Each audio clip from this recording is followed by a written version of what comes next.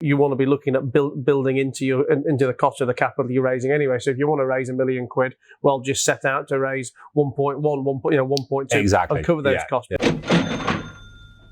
Yeah, I mean, if you go on, Crowdcube as an example nowadays, when I remember looking at that site, say 12, 18 months ago, and if there was 30 businesses, listed raising money, there'd be one or two that have probably raised the money or overfunded.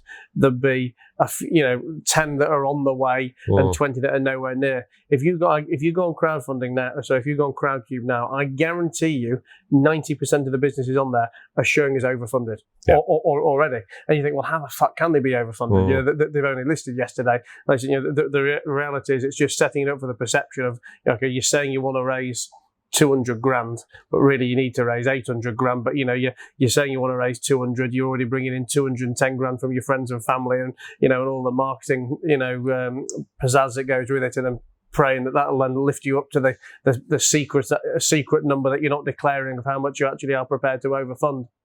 Yeah, and crowdfunding has, don't get me wrong, it's had quite a lot of criticism for this, because you're just kind of gearing the system.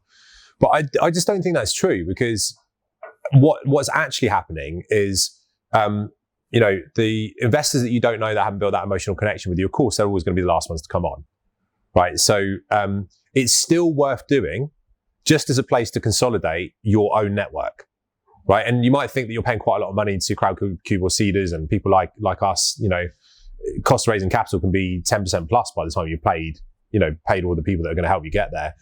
But it's still worth doing, because, even your friends and family, they'll say they're going to do it, but it's hard. It's quite scary for them. And having the brand recognition of these kind of well-known companies that a lot of people are trusting in to put their money into gives them more confidence. They invest slightly more than they might have done if you just asked them to directly transfer it into a bank account. It gives them that reassurance that there's a sort of third party there validating it.